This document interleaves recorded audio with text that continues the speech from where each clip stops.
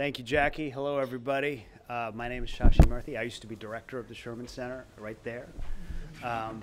But 6 years ago, if you can picture it, there was none of this. And like, maybe a few months before that, I was called into a meeting. I was on sabbatical, my last sabbatical, and I was told in very serious terms that there was going to be a Sherman Center and that I was going to lead it. And that was it. Like, meeting over. So it was like, okay, so what are we going to do?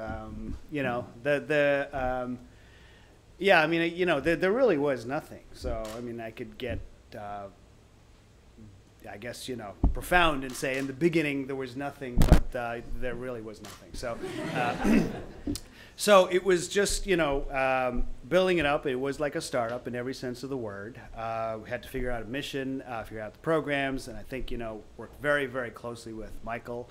Michael's a tenacious guy, so he wants the students here to get the best they possibly can at the fastest possible rate.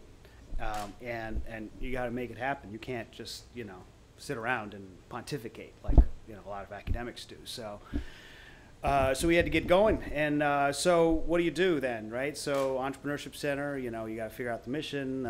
So thankfully, we had the foresight to engage the student body and really engage in, what is essentially customer-driven innovation, which is what we teach here as well.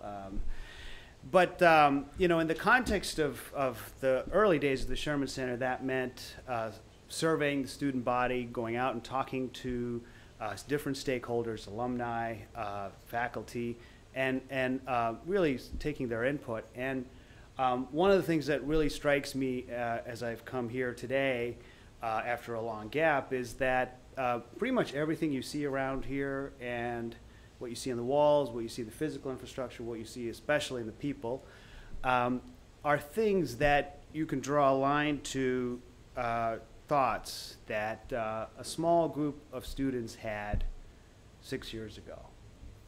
There were maybe 6 or 7 students who, there was no center, there was no nothing. I mean, you just you showed up to this random chemical engineering professor's office and talked about, some kind of center. And, these students had the wherewithal to do that and engage in some kind of conversation about something very, very abstract. But they did, and they contributed tremendously in terms of vision and ideas. And, what's here speaks for that vision. And so, I think that that's really by far the greatest asset, the greatest experience. Interacting with those students helped me personally formulate my own entrepreneurial vision, not only for the center, but for my research as well. I myself was part of the Sherman Center's programs, learned myself a lot of things that have helped me with the company I'm heading now. And so, it's fulfilling on really so many levels that, it's hard to describe. So, to say that it's life-changing would be perfectly appropriate. So thank you, Michael and Ann, for enabling that.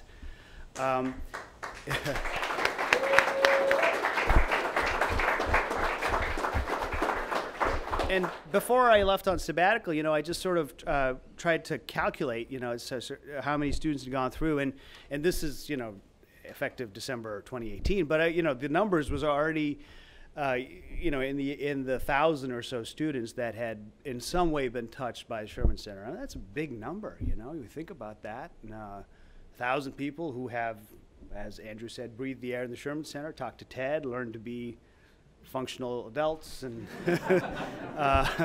and then gone on to achieve some impact. I mean, it's incredible. So we have a number of successful businesses. I still read your updates, by the way.